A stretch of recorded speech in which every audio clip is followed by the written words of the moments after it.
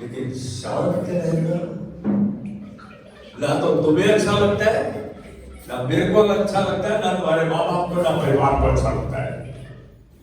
शांत हो गए तो घर वाले बोलेंगे क्या बात है, क्या हो गया, इतना चुपचाप क्यों हो, क्योंकि बहुत बोल रहे हो तो दिमाग खाया जो तुम हमारा। मेरी माँ से कितने सहमत है। एक्चुअली जब छोटी होती थी तो इतना बोलती थी कि माँ बोलती तेरे मुंह में लाल मिर्ची डालो भी याद रख, कहानियों पे कहानियां जड़ती रहती थी। जैसे से बड़ी होती गई प्रभु ने इसको सामर्थ्य बख्शी। आज ही पाता हूँ ज्यादा बोलते हैं तो कम बोलने की सामर्थ्य परमेश्वर की ओर से, और यदि कम बोलते हैं और उचित बोलते हैं तो सामर्थ्य है परमेश्वर की ओर से। कैसे हालेलुया, इतना बड़े हुए बोल रहे हो।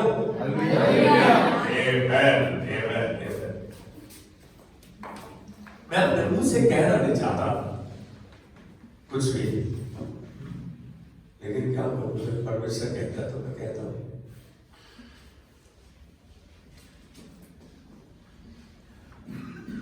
क्या आप सब विश्वास करते हैं? अब आज आवाज सुनो बोले, नहीं तो एक को पकड़ के खड़ा कर और पूछूंगा विश्वास करते हो?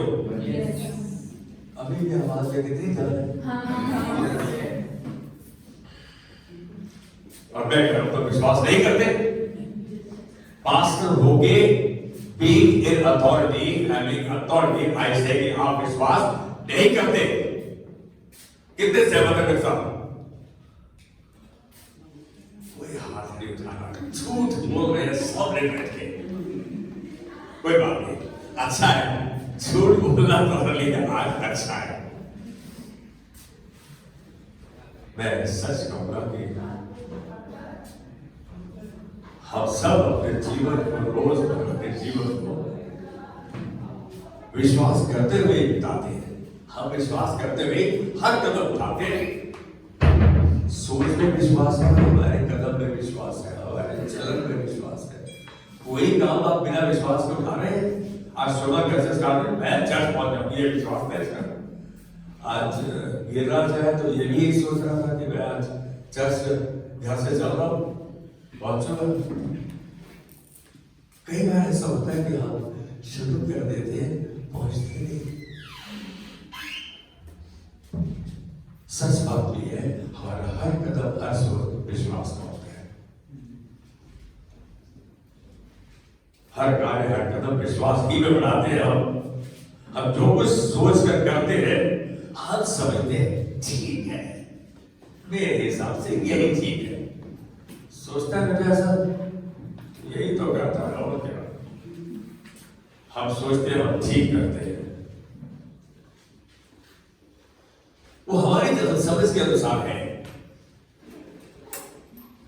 हम जो कर रहे हैं ठीक कर रहे हैं, वो हमारी समझ के अनुसार है। सच तो यह है कि हमारी समझ हमेशा सर्वदा ठीक नहीं है। मैं अपना वचन कथन बदलता जाऊंगा बीच बीच में, प्लीज स्टे विद मी और मेरे साथ हाँ में हाँ मिलाएं, यदि नहीं है तो ना करें। हमारी सोच हमेशा ठीक सबका ठीक नहीं है, केवल परमेश्वर और उसका वचन ही सच है और ठीक है। केवल परमेश्वर का वचन। क्या मैं जो कह रहा हूं वो वचन के संतुलन में है? Whatever I am speaking, is it in resonance with the word of God? तो ठीक है, ये तो गलत है।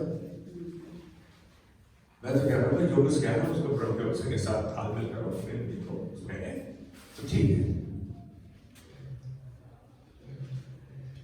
परेशानी तब होती है जब हम अपनी ही समझ का सहारा लेते हैं और हम में से 99.9% को छोड़ रहा हूं, हम में से अपनी ही समझ का सहारा लेते हैं बेटा। किससे पूछ रहा हूं मैं, उसको बताया, आवाज नहीं निकलती है।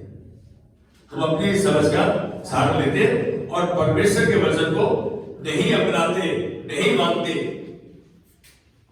इस बात पे कितने गुस्से से, प्लीज बी ऑनेस्ट। ईमानदार हो जाओ आज। परमेश्वर आपके हृदय को जानता है, काफी हद तक पास्टर भी जानता है।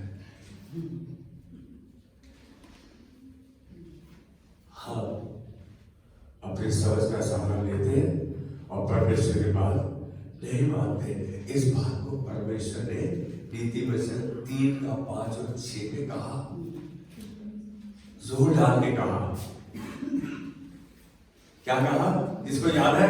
डेजी बोलेगी। अपनी समझ का सहारा ना लेना। किसको? तू अपनी समझ का सहारा ले। किसको बोले? अपने। तू अपनी समझ का सहारा ना लेना, वरन संपूर्ण मन से परमेश्वर पे विश्वास करना, उसी को याद करके, उसी को स्मरण करके सब काम करना, तब वो तेरे लिए सीधे मार्ग पर निकालेगा। आप जानते हैं कि प्रभु मैंने को सब कर दिया, तू बीज डाल दिया तो फसल दे।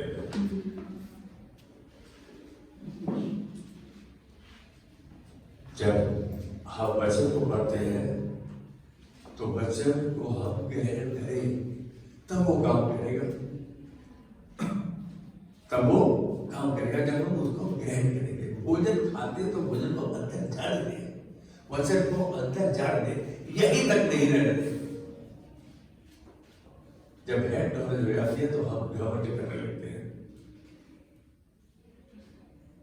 यहाँ परमेश्वर हमें समझा रहा है कि हम अपनी समझ का सहारा लें, तो किसका सहारा ले? उसके वचन का, उसके आदेशों का, उसके आज्ञाओं का, चितौनियों का, विधियों का, उसकी इंस्ट्रक्शंस का, डायरेक्शन का, करेक्शन का, हम उसका सहारा लें। अब इसके लिए तो समय बिताना पड़ेगा। कौन बीमार होना चाहता है? हाथ खड़ा करके तो पाओगे। बीमार कौन होना चाहता है आज? एक बंदा कह रहा नहीं प्रिया बीमार नहीं होना चाहते, पाकिस्तान बीमार होना चाहते सब एक बड़ा भूल गया। कोई बात नहीं, हम जब परमेश्वर की बात को नहीं समझते और अपने रीति से चलते हुए कभी कभी हम जीवन की ऐसी अंधेरी सुरंग से जा रहे होते हैं जिसमें कोई हमें रोशनी नहीं दिखती है। ऐसा महसूस होता है कि मैं जो कुछ कर रहा हूं बेकार जा रहा है। मैं बोलता हूँ प्रभु को, प्रभु सुन लेना। कहा है प्रभु मेरी फाइल को बंद कर दिया, मेरी भी फाइल को सुन। हमारी आशाएं तो प्रभु से बहुत है, एक्सपेक्टेशंस मेरे हाई, लेकिन हमारा एक कहावत है कि रिस्पॉन्सिबिलिटीज एंड हमारा हक, हमारी जिम्मेदारी हैंड इन ग्लोव है। कितने विश्वास से कहते हैं हमारी जिम्मेदारी क्या है कि हम वचन का सहारा लें, विश्वास करते हैं। जिस समय कोई काम कर रहे हैं उस समय प्रभु के वचन को देखें, क्या मैं एक काम करने जा रहा हूं, ये प्रभु की इच्छा में है, उसकी इच्छा अनुसार है। शायद हम किसी समस्या का समाधान करने में असमर्थ है, ऐसा महसूस होता है क्या इसका तो समाधान मेरे पास है ही नहीं, या हमें अपने दर्द से छुटकारा नहीं मिल पा रहा।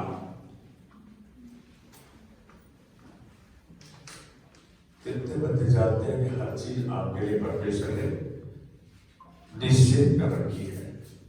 Everything that you are passing through, हर चीज जिसके अंदर और जिसके द्वारा गुजर रहे हैं वो परमेश्वर ने निश्चित कर रखी है। कर रखी है? कौन कह रहा है? हल्का सा एक बता, और कौन कह रहा है? हर चीज, everything is destined and decided by God। कहा लिखा है? आगे कार्य होकर मेरी माना तो इस देश के उत्तम मैं शट अप करूं तो बहुत अच्छा होगा। नो, याकूब एक चार धीरज को अपना काम करने दो।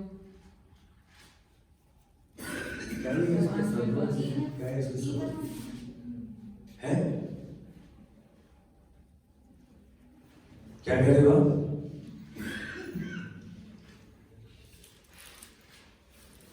मेरा प्रश्न क्या था, रिपीट करो। परमेश्वर ने कहा निश्चित किया है कि तुम्हें सब हर चीज निश्चित कर दिया। आप कितने सब इंटेलिजेंट है, सबसे इंटेलिजेंट वाली बहन हमने लोग आज, लेकिन उचित समय पर वचन हमारे दिमाग से, हमारे हृदय से, हमारे मन से गायब हो जाता है। यिर्मयाह 1:4-5 तेरी मां के गर्भ में रचने से पहले मैंने तुझ पर चित्त लगाया, मैंने तुझ पर मेडिटेट किया, तेरे बारे में प्लान किया, और उत्पन्न होने से पहले तेरा अभिषेक किया। You are not only thought you have decided कि आपको अभिषेक भी किया गया है, you are anointed one, अपनी कदर करो। और उसके आगे क्या बोलता है, कितना अच्छा, रोमन सुमा जरा पढ़ो, पढ़ो। गर्भ में रचने से पहले ही मैंने तुझ पर चित्त लगाया, हाँ। उत्पन्न होने से पहले ही मैंने तुझे अभिषेक किया, आगे मैंने तुझे जातियों का भविष्यद्वक्ता ठहराया। अरे भाई, जातियों का भविष्य बताना था। आगे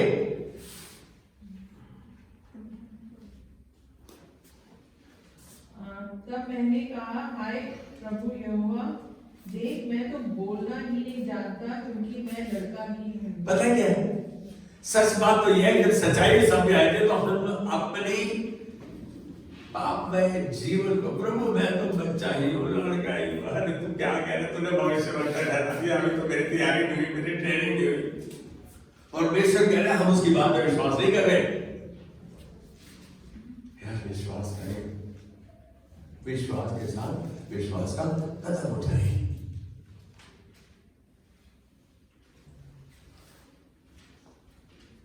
जब परमेश्वर ने हर चीज निश्चित की है, तो जो परिस्थिति होकर जा रही है उसके लिए धन्यवाद दें। मैं चाहूंगा कोई बच्चा एक प्यारा पानी का गिलास में को दे दे, प्लीज, रिक्वेस्ट।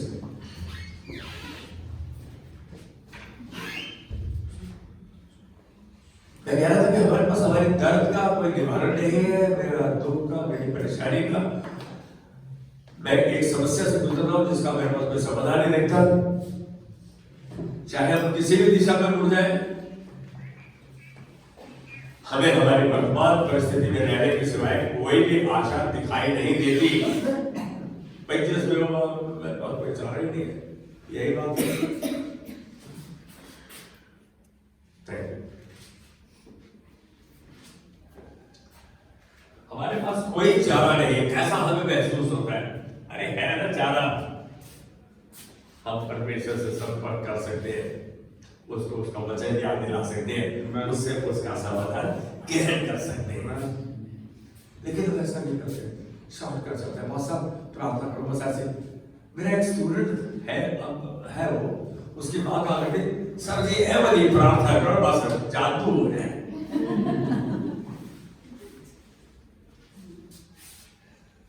मेरा बुक सील करता, ऐसे मेरे पास कौन सी जादू की छड़ी है, मैं प्रार्थना कर सकता हूँ, बाकी विश्वास करो और वेट करो।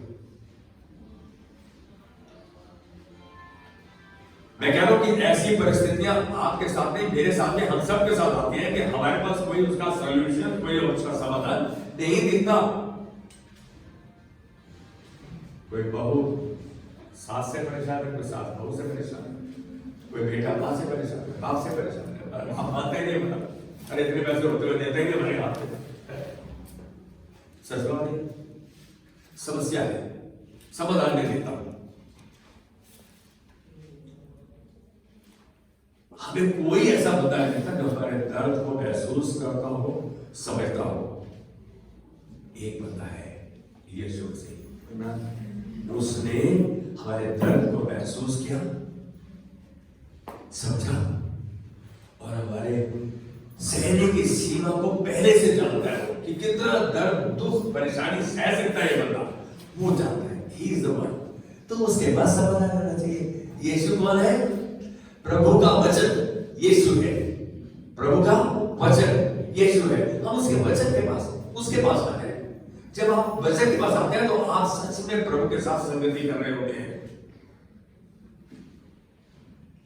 मालूम है जब यीशु मसीह मृत्यु के अंधकार से भरी तराई से होकर गुजर रहे थे तो पुकारे, कौन सा ऐसा क्षण था जब वो अंधकार की तराई से गुजर रहा था? यस, कोई भी आंसर देगा। ऐसा समय था जब यीशु मसीह अंधकार से भरी तराई में से होकर गुजर रहा था। क्रूस पर उसने क्या कहा? कुछ कहा। यीशु मसीह मनुष्य बन के आया और मनुष्य बन के रहा, तभी हम अपनी पहचान उसके साथ आज बना पा रहे हैं। नहीं तो परमेश्वर को जिसने देखा नहीं, परमेश्वर के साथ क्या पहचान बनाओगे आपने? जिसको देखा नहीं, मिले नहीं।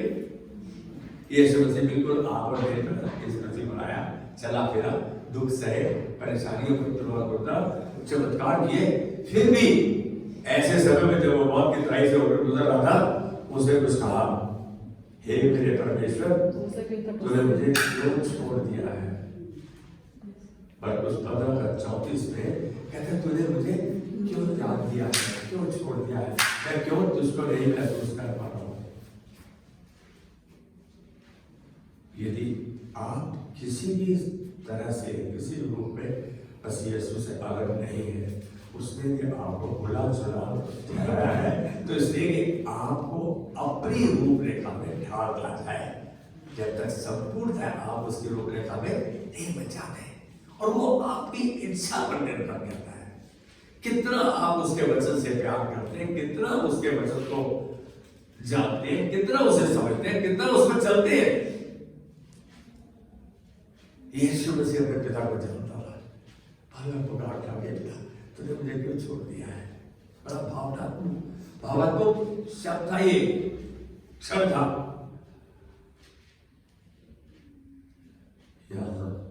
इसका अर्थ है कि जब हमारा विश्वास टूटने पर होता है, विश्वास क्षीण हो रहा होता है और हमारे सपने कांच की तरह टूटते हुए बिखर जाते हैं। सच बात तो यही है, जो मैं सोच रहा था वो नहीं हो गया। यीशु सब कुछ समझता है और वह हमसे कहता है, यीशु ये सब कुछ समझता है, हमसे कहता है, क्या कह रहे हैं?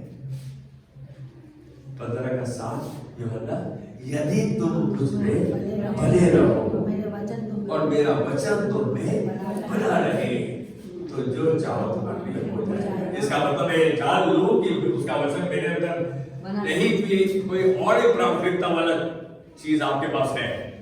मेरी बात समझ लो। ऐसे समय पे मैं कहूंगा, यदि तुम मुझ में बने रहो और मेरे बातें तुम में बनी रहे, तो जो चाहो तुम्हारे लिए हो जाएगा। क्या बात है? इसका मतलब क्या है बताइए? हम उसे थामे रहे, पकड़े रहे, छोड़े नहीं।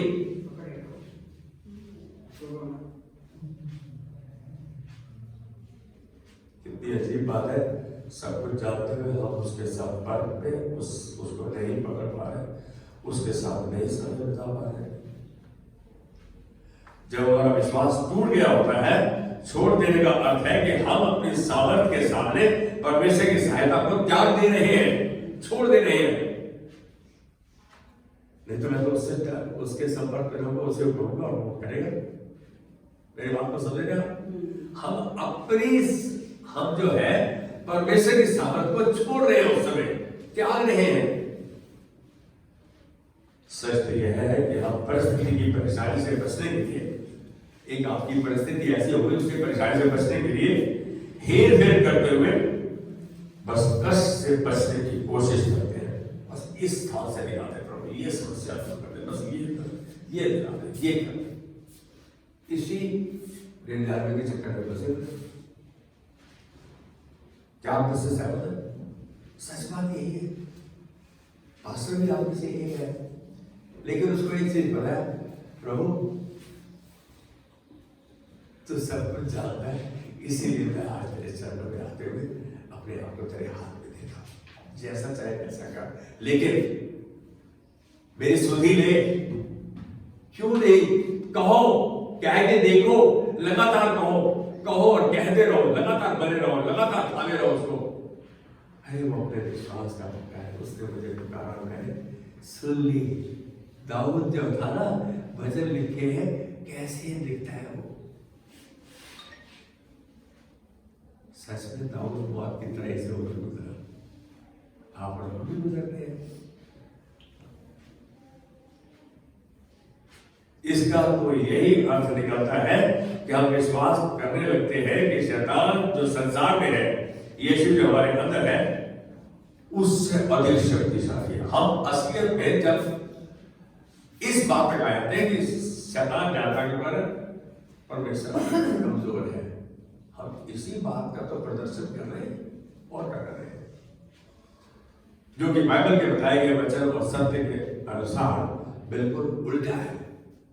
परमेश्वर के सामर्थ्य के सामने कोई सामर्थ्य नहीं आ सकती।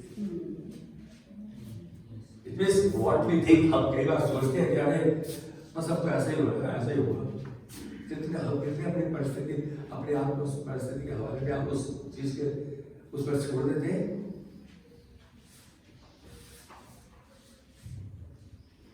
यदि आप परमेश्वर के साथ जुड़े हुए हैं तो परमेश्वर आपका हाथ पकड़कर ऐसे क्षण में उस शख्स के पास ले आएगा जिसके पास समाधान है।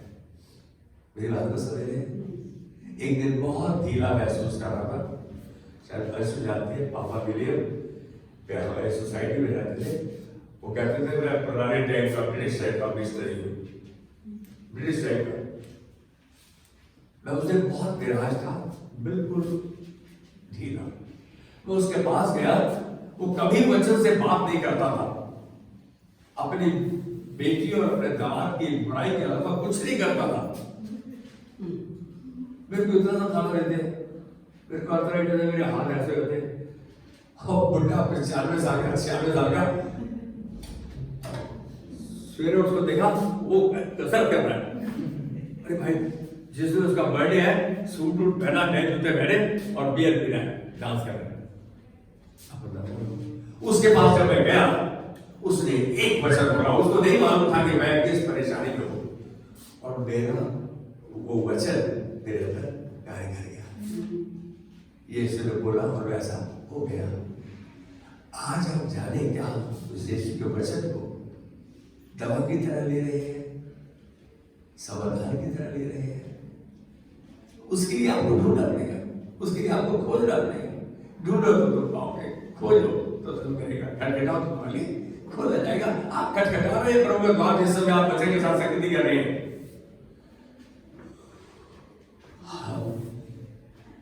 ऐसे समय में शैतान के हाथ में अपने आप को बुलाते हैं। ये नहीं तो सब मैं छोड़ दूंगा, तो बेकार है, सब बेकार है। निसंदेह शैतान अधिक शक्तिशाली नहीं है, अधिक ताकतवर नहीं है, परंतु हम ही शैतान को यह लड़ाई जीतने का मौका दे देते हैं जब हमारे मुंह के वचन, हमारे शब्द वचन के संतुलन में नहीं होते। ये बात को समझ रहे? भाई समस्या है तो उसका समाधान नहीं है, और कोई ऐसी समस्या नहीं जिसका समाधान पवित्र शास्त्र में नहीं है। हम ही ठान लेते हैं कि मेरी परेशानी समाधान है, मैंने बात की, मैंने गाने से बात की, मैंने सुबह से बात की, से की, कब से बात की, ये आप देख रहे हैं। यदि हम परमेश्वर के इस भरोसे आश्वासन पर विश्वास करना छोड़ देते हैं कि वह हमारी हर मुसीबत में हमें मुसीबत से बाहर निकालेगा, वो यदि हम ऐसा विश्वास करना छोड़ देते हैं, और यदि हम ऐसा करते हैं तो पिता परमेश्वर की ठहराई आशीषों को खो बैठते हैं।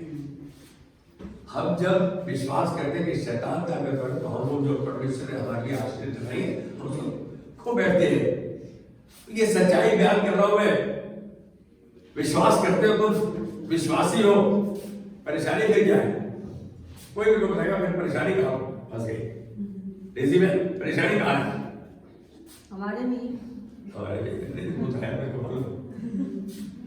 हम चेले नहीं हैं, विश्वासी हैं। हम चेले नहीं हैं, विश्वासी क्या होता है? अब ये पास्टर मेरी बड़ी परेशानी है, अपनी परेशानी पास्टर को परेशान करता है। लेकिन चेला क्या होता है? पास्टर मुझे बताओ, मैं कहां जाऊं, मुझे क्या करना है, मुझे मालूम है ये शुरू से मुझ में है।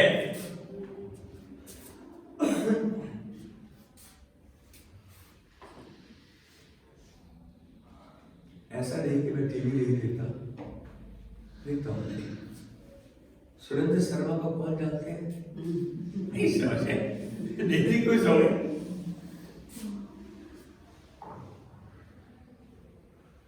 उसकी कविता सुन लो।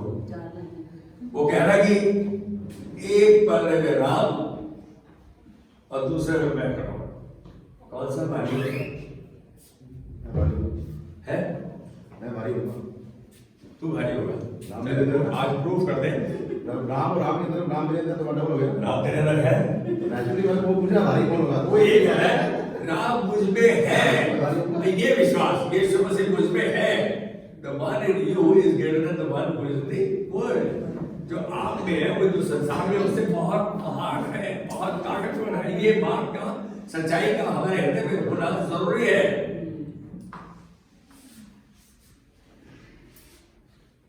हम जाने इस बात को,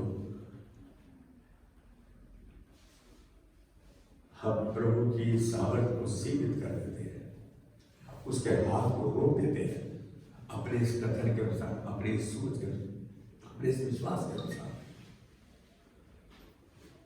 एक बात जानो, जब हम प्रभु की उपस्थिति को महसूस भी नहीं करते तब भी परमेश्वर हमारे कार्य कर रहा होता है। आपने प्रभु से प्रार्थना की और आप देख रहे हो तो प्रभु का हाथ तो हो रहा। इसका मतलब ये नहीं है the moment you pray God starts working behind the scene। वो कार्य शुरू कर देता है। उसके कार्य के संपन्न करने का तरीका, उसकी सॉल्यूशन का टाइमिंग उसका है। एक वचन है यिर्मयाह 33 का, मुझसे प्रार्थना कर, मैं तेरी सुनकर तुझे बड़ी बड़ी और कठिन बातें बताऊंगा जिनको तो अभी नहीं समझता।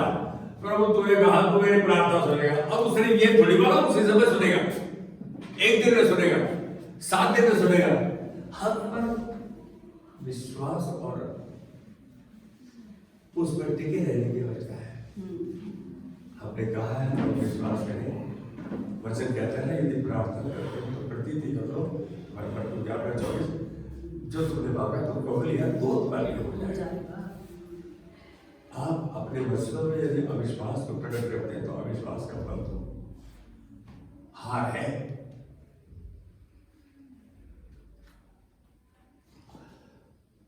कितनी बड़ी बात है कि परमेश्वर उस समय में कार्य कर रहा होता है जब आप महसूस करते हैं कोई समाधान नहीं है। आपने प्रार्थना करें। इसको एक छोटा सा बाइबल से उदाहरण दे रहा हूं। लाजर मर गया, उसकी बहनों ने, मरियम और मार्था ने यीशु के लिए संदेश भिजवा दिया। क्या यीशु आया? नहीं, उस समय नहीं आया। नहीं आया। 2 दिन और रुक गया। हाँ, रुक गया। खाना रखा था। बहनों ने बिल्कुल ऐसे ही किया जैसा उनको कहना चाहिए था, जैसा उनके हृदय में था। उन्होंने बुलाया लेकिन ये नहीं आया। किसी को नहीं पता था, सबको मालूम था नहीं तो मर गया और इसको दफना दिया। ऐसे बेहतर किसी आप और हमारी सोच यहीं तक है। बट जिस समय यीशु नहीं आया और उनकी सोच नकारात्मक चल रही थी और उन्होंने कह रहे थे कि यदि वो आया था तो मेरा भाई मरता नहीं। ऐसे समय में Jesus was preparing and working hard for a miracle। आप इस बात को जानो, आपकी कोई परिस्थिति मृतक नहीं है। ऐसा नहीं जो खत्म हो जाए सब कुछ। यदि लाजर को जीवित कर सकता है यीशु मसीह और सबके सोच को बदल सकता है, फिर हमारी परिस्थिति क्या है? उसके हाथ में दे। Let's commit our ways। कहता है अपने भाग की चिंता यहोवा पर छोड़, उस पर भरोसा रख, वही पूरा करेगा। He will accomplish it। कितनी अजीब बात है, हम परमेश्वर की सच्चाई को उसके वचन के द्वारा जानते हैं, फिर भी उस पर अमल नहीं करते।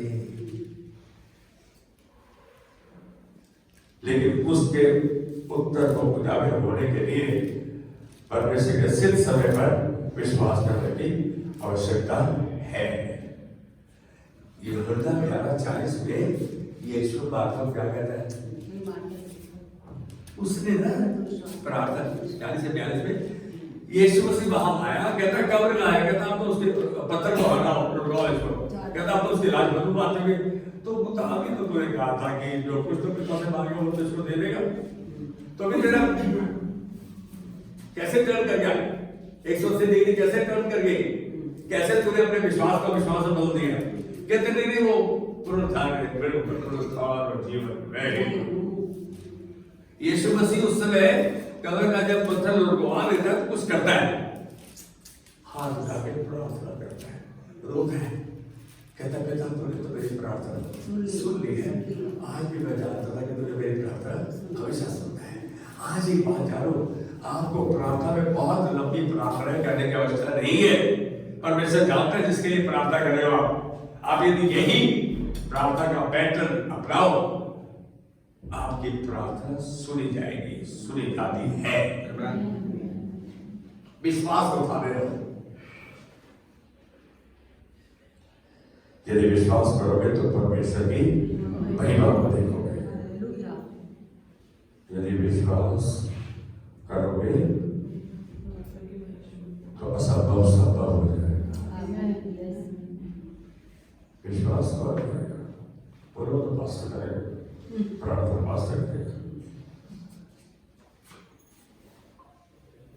मरोगे आप, कब्र में बैठोगे, मिठाई खाने को बदल गया, उठा को रीच, मतलब मिठाई खाने को बदल गया और जूस खाने को रीच, ऐसा है?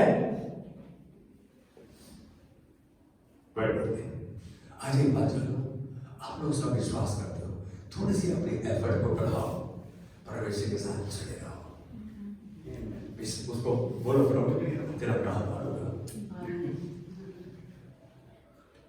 संपूर्ण हृदय से विश्वास करें और परमेश्वर में बने रहे। चाहे आप कुछ भी सकारात्मक न देख पा रहे हो, आपको कुछ भी ऐसा दिख रहा कि मेरा काम हो रहा है, आपको आंखों देखा में नहीं दिख रहा, परमेश्वर आपको उस कार्य में अपने महिमा को दर्शाएगा जो हमारी आगे भी देखने पाएंगे।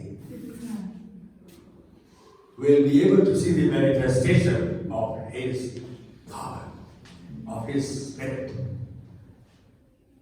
और थॉमस अपोस्टल थॉमस ने कहा कितना विश्वास दर्शाया, कहता है जब जिस दिन यीशु मसीह आया उस दिन वो नहीं था, जब दोबारा आ गया उस कमरे में तो थॉमस ने भी इसका विश्वास दर्शाया पहले कि जब तक मैं उसके हाथों में हाथ कीले ठोकिए, यहाँ जब फिंगर लगा पहले देखो तब तक मैं विश्वास करता, कोई मर के जीव नहीं उठता। तो यीशु मसीह उसके पास आया, उसको मौका नहीं दिया, कहता थोमा खड़ा हो, पहले यहाँ हाथ डाल, उसके चरणों में गिर पड़ा, कह रहा प्रभु मैं विश्वास करता हूँ। उस समय यीशु ने कहा धन्य है वो जो नहीं देखकर विश्वास करते हैं। आज प्रभु चाहता है हमको जो असंभव दिख रहा है वो संभव हो सकता है, परमेश्वर के वजह हम उसके हाथ में दे।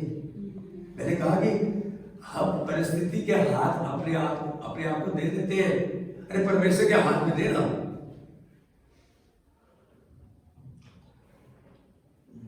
जब यीशु थोड़ा से मिला, उसने अपने आप को दिखाया, हाथ पैर उपस्थित, तो मैं यीशु के शब्द सुनकर उसके चरणों में गिर कर कहेगा प्रभु मैं विश्वास करता हूं। इस पर यीशु ने कहा धन्य है वो जिन्होंने नहीं देखा और विश्वास किया। इसके बाद थोमा एक प्रेरित बना और भारत में सुसमाचार थोमा आप देखो अविश्वासी बंदे जो लास्ट फ्लोर में बोला ना मैंने विश्वास करता हूं, अब उसको याद नहीं था, उसने कहा था मैं इस मंदिर को दोबारा बना दूंगा, है विश्वास नहीं किया उन्होंने, उनके समझ में नहीं आया। कई बार हमारी बात समझ में नहीं आती, लेकिन हाँ मैं एक साधारण तौर से जो प्रार्थना विषय परमेश्वर के हाथ में दे, परमेश्वर पे विश्वास करे। अंत में मैं यही कहूंगा विश्वास को थामे रहो, विश्वास में बने रहो, विश्वास में चलते रहो। परमेश्वर आपके अंदर व आपके द्वारा अपनी महिमा को दर्शाएगा और उसमें चलाएगा। इस वचन के द्वारा मैं आज के संदेश का भी विश्वास को थामे हो अर्ज करेगा कि कौन है, मैं कौन हटा रहा हूं जो यहोवा का भय मानता है। जो यहोवा का भय मानता है, यहोवा उसको उसी मार्ग से जिससे वो पसंद में चलाएगा, मतलब अपने तौर तरीके से अपने रास्ते पर लेकर जाएगा। वह कुशल से टिका रहेगा और उसका वंश पृथ्वी का अधिकार। आपके लिए, आपके वंश के लिए परमेश्वर ने कहा। हम क्यों नहीं विश्वास करते, क्यों नहीं परमेश्वर के वचन के साथ समय बिताते? जॉय भाई वचन भेज दिया 2-3 बार उन्होंने वचन सवेरे 1:30 बजे, 2 बजे, 2:30 बजे भेज दिया, अब उनको भेज दिया, हमें भी आती है 2:30 बजे आया तो उसी समय मैंने वेरी नाइस रिप्लाई, थैंक्स। फिर बोलते हैं जियो बेटा जियो, बहुत खूब। आज एक बात बोलो, एक भाई दूसरे भाई को, एक बहन दूसरी बहन को, एक जन दूसरे जन को वचन पे पढ़ता देखता है ना, तो हम उत्साहित हो जाते हैं। हम क्यों ना उत्साह का काम करें? यदि हमें वचन पढ़ा है और भूल गए, परमेश्वर को बोले प्रभु तूने कहा मैं तुम्हें मेरी आत्मा, मैं तुम्हारे सहायक भेजूंगा जो तुम सिखाएगा, जो याद भी दिलाएगा। उसको वचन याद दिलाओ।